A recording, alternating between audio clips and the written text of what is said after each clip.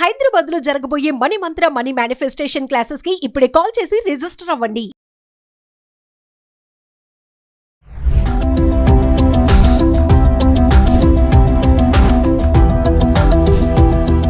నమస్తే, welcome back to Suman TV. Present మనతో పాటు ఉన్నారు అనలిస్ట్ మందర్ కృష్ణారెడ్డి గారు.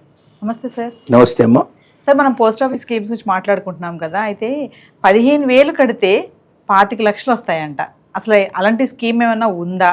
15,000 ఏంటి అంటే ఆ టైం పీరియడ్ ఏమైనా ఉంటుందా? మరి 25 లక్షలు అనేది రావడం ఒకసారి వివరాలకు వెళ్తే సార్. పోస్ట్ ఆఫీస్లో అనేక రకాల స్కీమ్లు ఉన్నాయి.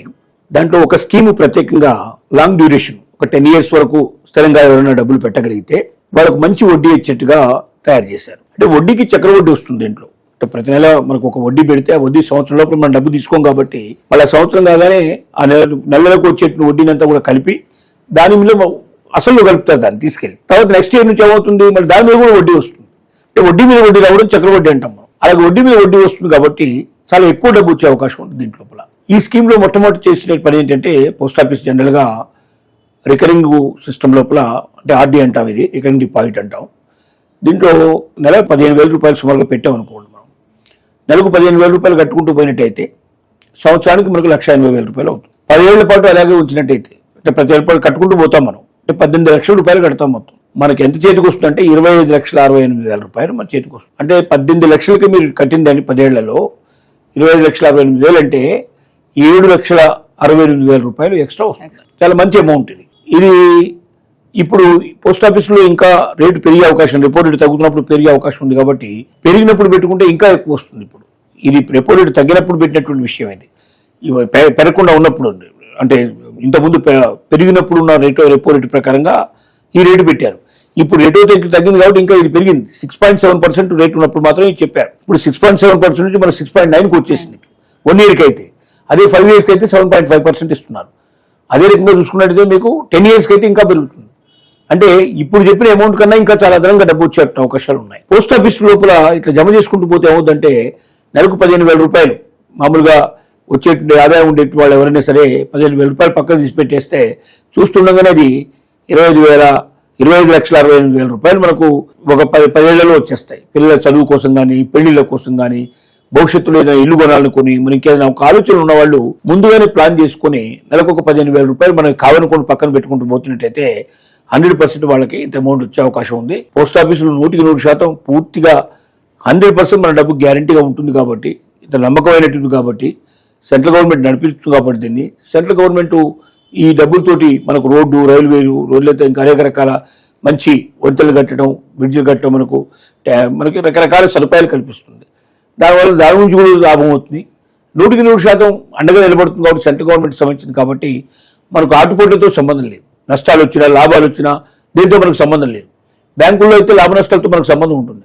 చాలామంది ఏమనుకుంటారంటే, బ్యాంకు లోపల లాభ నష్టాలతో బాగా సంబంధం, మా డబ్బులు మాకు వడ్డీ వస్తాయనుకుంటారు. కానీ డబ్బులు విపరీతంగా నష్టపోయి, ఒకవేళ నష్టపోతే, అవి పెట్టిన పెట్టుబడులు ఎక్కడ నష్టపోతే ఆటోమేటిక్గా దాని ఎఫెక్ట్ కస్టమర్స్ మీద కూడా ఉంటుంది.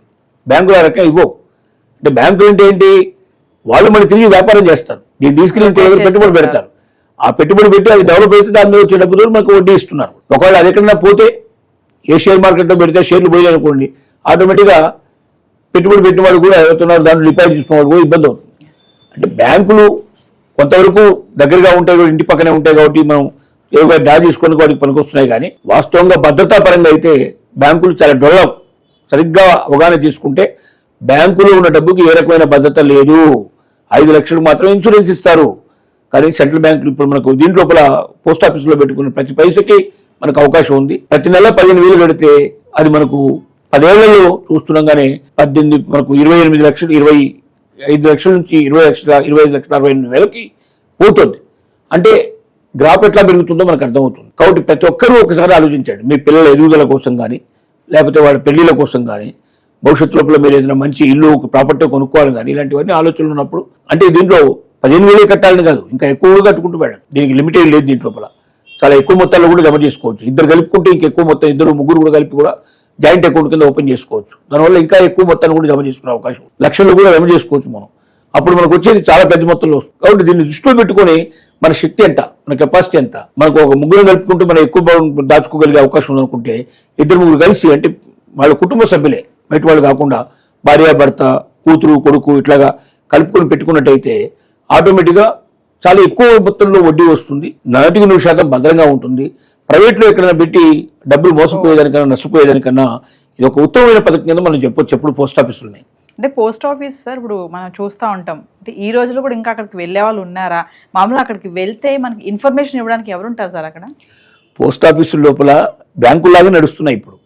ఇంతకుముందు పోస్ట్ ఆఫీసులు కావు ఇప్పుడు. మనకి ఇప్పుడు పాత పోస్ట్ ఆఫీసులో ఓన్లీ లెటర్స్, పోస్టల్ స్టాంపులు ఇట్లాంటి అమ్మేవాళ్ళు. ఇప్పుడు అది కాదు, బ్యాంక్ ఎలాగ ఉంటుందో ఇప్పుడు పోస్ట్ ఆఫీసులు కూడా అలా తయారు చేశారు, చాలా సుందరంగా తయారు చేశారు. ఇంకా చెప్పాలంటే ఇప్పుడు జంజీ వాళ్ళకి ప్రత్యేకమైన పోస్ట్ ఆఫీసులు పెట్టారు.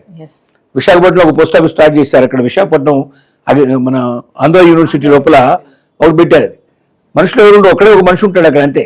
అన్ని డైరెక్ట్ గా డిజిటల్ రూపంలో చేసుకోవచ్చు మనం అన్ని పనులు. దాంట్లో మనం కావాలనుకుంటే సేవింగ్స్ అకౌంట్ ఓపెన్ చేసుకోవచ్చు, కరెంట్ ఓపెన్ అకౌంట్ చేసుకోవచ్చు, ఎవరికైనా డబ్బులు పంపించాలనుకుంటే డబ్బులు పంపించేయచ్చు.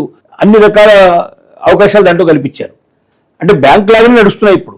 పాత పోస్ట్ ఆఫీసులు దృష్టిలో పెట్టుకొని పోస్ట్ ఆఫీస్ కన్నా పోతారనే ఆలోచన మానుకోండి. కొత్త పోస్ట్ ఆఫీసులు బ్యాంకు లాగానే ఉంటాయి. ఇవి బ్యాంకుల్లో పెట్టిన దాని డబ్బుకి భద్రత లేదు, కానీ పోస్ట్ ఆఫీసులో పెట్టిన డబ్బుకి 100% భద్రత ఉంది.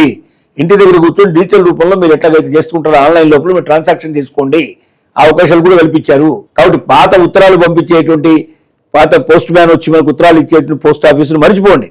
ఆధునికమైన పోస్ట్ ఆఫీసులు బ్రహ్మాండంగా డెవలప్ చేశారు. ఇప్పుడు అవి పోటీ పడుతున్నాయి, బ్యాంకులతో పోటీ పడుతున్నాయి. చిన్న మొత్తాల వల్ల దేశానికి కూడా భద్రత, దానికి అవకాశం కల్పిస్తుంది, దేశానికి కూడా లాభం వచ్చే అవకాశం ఉంటుంది, పెట్టిన వారికి అవకాశాలు ఉన్నాయి, నా డబ్బు 100% మనకు భద్రత ఉంది.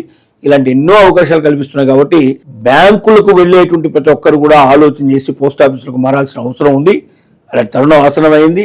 వచ్చినట్టయితే చాలా బెనిఫిట్ అవుతాం. మనకు దగ్గరలో పోస్ట్ ఆఫీస్ ఉంటుంది, పోస్ట్ ఆఫీస్ లేకపోతే ఆన్లైన్లో కూడా చేసుకోవచ్చు. మనం అంటే డబ్బులు కూడా అకౌంట్ కూడా ఆన్లైన్లో ఓపెన్ చేసుకునే అవకాశం ఉంది మనకి. మామూలుగా అయితే అకౌంట్కి ఏం కావాలి, ఒక పాన్ కార్డు కావాలి, లేకపోతే అట్లాగే మనకు దీనికి సంబంధించినటువంటి ఆధార్ కార్డు ఉండాలి, రెండోది పాస్పోర్ట్ సైజ్ ఫోటో ఉండాలి.